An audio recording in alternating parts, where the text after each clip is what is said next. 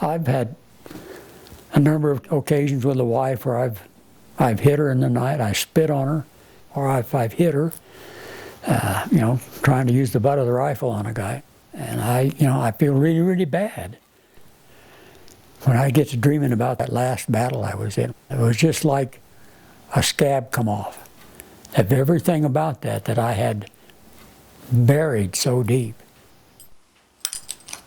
When the war broke out, within a month I was on my way to Korea. The weather was so cold, everything froze. Your water, all your food, your weapons.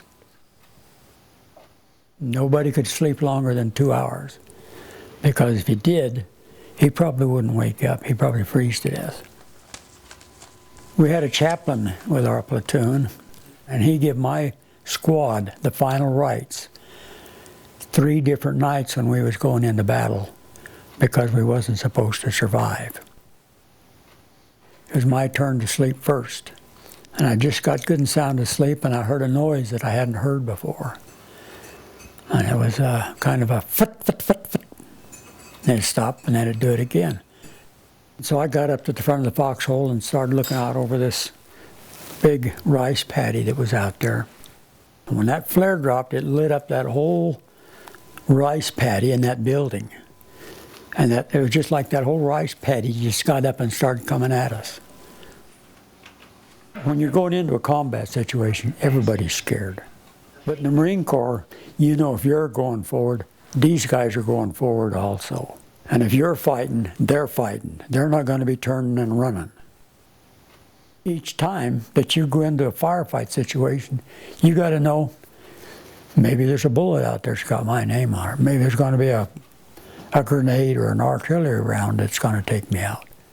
It's a win or die situation. We was going up against 3 times as many people as we had. I didn't have any more clips. I had emptied them all. And so I got down on my hands and knees and found another clip and was loading the shells into that thing. And just as I loaded the 8th one in, this guy come over top of that rock with this knife in his hand. And as he fell over, I took that 8-round clip and I drove it right up into his throat, just as hard as I could push it. And another guy come over and he had a knife. So I just reached down and whipped that K-bar out, give him a pull, and when he come across, I took it across like that and cut his throat, and which killed him. And I got him stacked over on the other guy. I was back to trying to load this clip again from my M1. And I looked up, and here come a bayonet on the end of a rifle. And so I reached up with my right hand to knock that bayonet aside. And just as I hit that bayonet, he pulled the trigger and it took me right through the arm. But I got him over, and I put the K-bar right through his brisket up into his heart. And then got prepared for the next guy.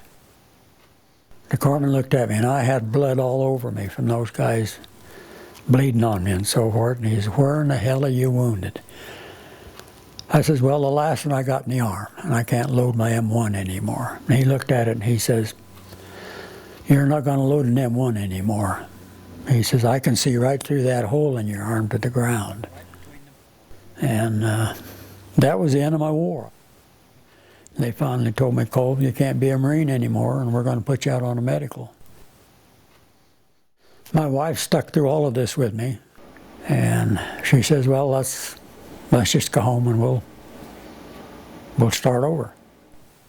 She's been my anchor over all these years. I think my clock's kind of running down. It's been a great life. She's been my rock through it all.